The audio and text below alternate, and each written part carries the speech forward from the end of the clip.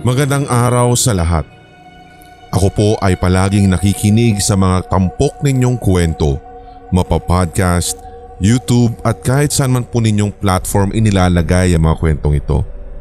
Talaga naman po nakakapanindig balahibo ang lahat ng inyong mga binabasa.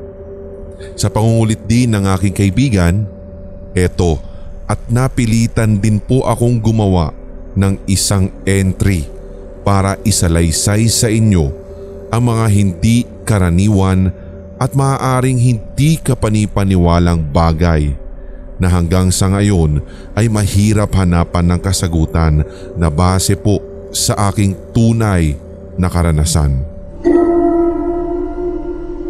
Bago pa man po ko isilang sa mundong ibabaw, nagpasalin-salin na sa mga kwento ng mga kakilala sa barangay ang samot-saring mga katatakutan at karanasan nila na kung unang beses mo palang mapapakinggan ay hindi mo talaga maiisip na pwede palang maranasan o mangyari din sa'yo.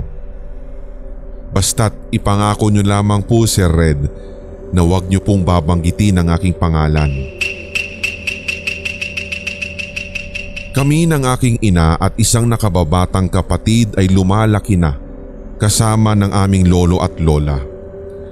Dito na rin po kami sa bukid nagkaroon ng sariling isip. Hindi mo lubos maisip noon ang itsura ng aming dating baryong kay tahimik at nais mo na lang na manatili sa loob ng tahanan habang nakalak ang mga pinto at maging ang mga bintana lalo kapag sumasapit ang gabi. Tingin ko nga sa aking sarili ay isang weirdo. Hindi ko po talaga ma-explain pero may panahon po talaga na ako ay balisa. Na parang may kung anong presensya ang nasa paligid ko na siyang nagbibigay sa akin ng hilakbot at nagpapakilabot. Una po itong nangyari nung araw ng kapistahan mismo ng aming lugar. Nasa kalagitnaan po noon ng misa nang makaramdam ako ng gutom kaya sinubukan ko pong magpaalam kay inang at mabuti na lamang ako po ay kanyang pinayagan. Papalabas na po ako ng simbahan habang tanaw na tanaw ang isang tindahan sa harap nun na napapagitnaan lamang ng isang kalsada.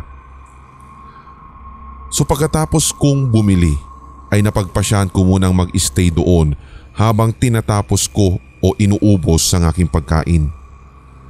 Nakaugalian ko na rin pong gawin kapag kami ay pumupunta roon ang bagay na yun, lalo pat ninang ng aking bunsong kapatid ang may-ari ng tindahang pinagbilhan ko. Nang matapos ako ay napagpasyahang bumalik na rin sa loob ng simbahan sapagkat baka ako ay hinahanap na. Lumingalinga muna ako sa paligid kung meron bang sasakyan at nang matiyak ko ang wala, tumawid na ako. Pero bigla-bigla po isang humaharurot na truck ang dumaan. Wala kahit isang busina akong nadinig at mabuti na lang din ay hindi ko natuloy. Baka sakali ay mabangga pa nga ako. Hindi ako sigurado sa nararamdaman o mararamdaman ko nun. Sadyang nakatunganga lang ako at hindi lubos maisip ang mga pangyayari. Ang bilis. Basta na lamang ako napatigil sa pagtakbo at konting-konti na lang po talaga tiyak masasagasaan o mabubundol ako ng naturang sasakyan. Kabadong-kabado pa rin ako nung pumasok ako sa simbahan pero mas pinili ko po na wag na lang ikwento ang nangyari kay inang sapagkat baka masesermonan lang ako.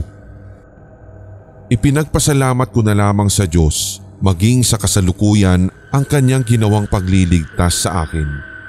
Patuloy ko rin pong pinagpapasalamat ang aking guardian angel na siyang pinaniniwalaan kong nagligtas sa akin sa tiyak na kapahamakan o tiyak na kamatayan ng araw na yun. Isang beses nang papatawid muli ako sa kabilang kalsada upang pumasok sa paaralan. Lingid sa aking isipan na tingnan ang bawat gilid ng kalsada kung may sasakyan o wala, at basta-basta na lamang akong tumawid ng isang motorsiklo ang dumaan sa aking harapan. Mabuti na lamang at napabalik ako ng hakbang. Hindi lang isang beses nangyari ang mga ganitong bagay. Hindi ko rin po matandaan na ng lubusan kung paano ako nakakaligtas at siyang akin ding ipinagpapasalamat muli. Kung noon, balewala lamang sa aking isipan yun.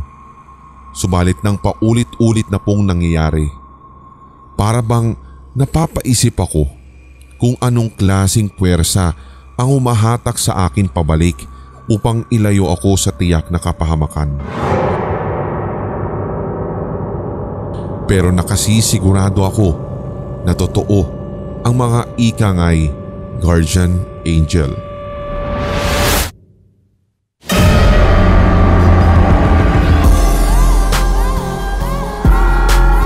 At inyong napakinggan ang tampok na one-shot Tagalog horror story.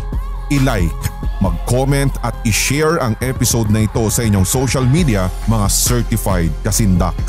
Huwag pahuhuli sa mga bagong kwentong katatakutan dito sa ating channel, kaya pindutin na ang subscribe button at ang notification bell.